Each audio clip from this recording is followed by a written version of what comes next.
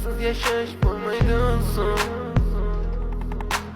Yuragim sezdi bugun xiyonatingni,